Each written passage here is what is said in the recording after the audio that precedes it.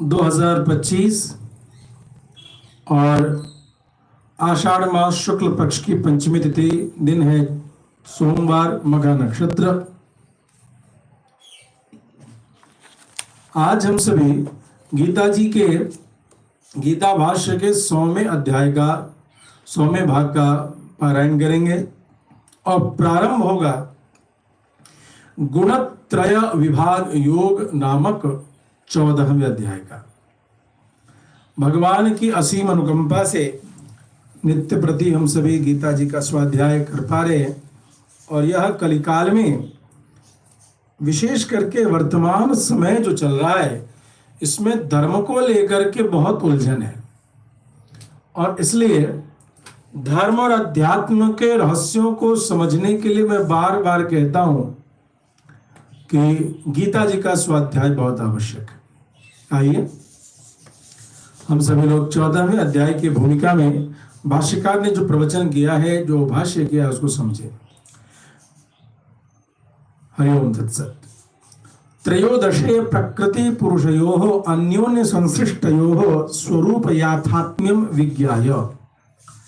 13वें अध्याय में जो क्षेत्रज्ञ विभाग योग नाम से जाना जाता है, इसमें प्रकृति और पुरुष के अन्योन्याश्रय संबंध, एक दूसरे से संबंध का वर्णन उपस्थित है।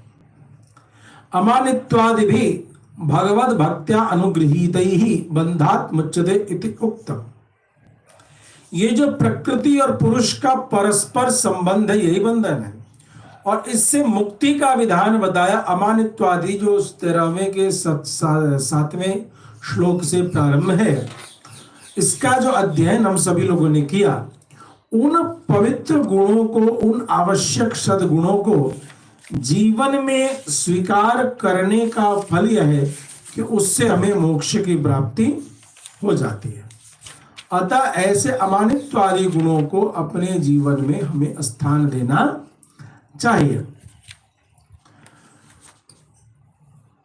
तत्र बंध हेतु पूर्व सत्वादि गुणमय सुखादि संघ इति च अभीतम कारणम गुण संगो से सदसद योनि जन्मसु। 13/21। 13वें अध्याय के 21वें मंत्र में ऐसा कहा गया कि पिछले जन्मों में जो प्राप्त सत्वादि गुण हैं, उनके कार्य स्वरूप सुख दुख का संग ही इसके बंधन का कारण है। यह जो प्रकृति पुरुष का आपस में जो संयोग है, यह संयोग जो है पूर्व जन्मों के प्राप्त जो त्रिगुण है, सतोगुण है, रजोगुण है, तमोगुण है, इन 3 गुणों के कारण ही ऐसी अवस्था की प्राप्ति है। यह ऐसा कारण 13/21 में बताया गया। अब कहते हैं कि अतः इदानीं गुणानां बंध हेतुता प्रकारो गुण निवर्तन प्रकार उच्यते। यह तो स्पष्ट हो गया कि इन 3 गुणों के कारण मनुष्य उलझा हुआ है, लेकिन इन 3 गुणों से मुक्ति कैसे हो, इन 3 गुणों से परे जीवात्मा कैसे हो, जान लिया। जब किसी भी रोग के कारक तत्वों का ज्ञान हो जाने पर, ध्यान देंगे, किसी भी रोग की उत्पत्ति जिस पदार्थ से, जिस कारण से होती है, उस कारक तत्व की जानकारी हो जाने पर उसी कारक तत्व को, जिससे रोग की उत्पत्ति हुई है, यदि चिकित्सकीय विधि से हम उपयोग में लाते हैं तो रोग का निदान हो जाता है। तो ये त्रिगुणात्मिका सृष्टि है, ये त्रिगुणात्मिका सृष्टि ही जीव के बंधन का कारण है। ये त्रिगुणात्मिका सृष्टि ही जीव के प्रकृति और पुरुष के संयोग का कारण है, जिससे कि बंधन की अवस्था का निर्माण होता है। और इन 3 गुणों का आधार है पूर्व जन्म के किए हुए कृत्य संस्कार।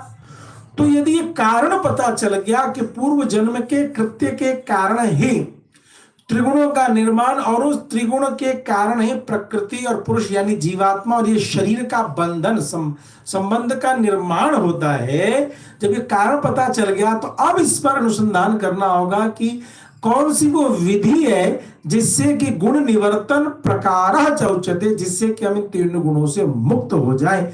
अतः कारक तत्व के संज्ञान होने पर इस जीव के मोक्ष का सूत्र भी वहीं से हम लोग अनुसंधान कर सकते हैं।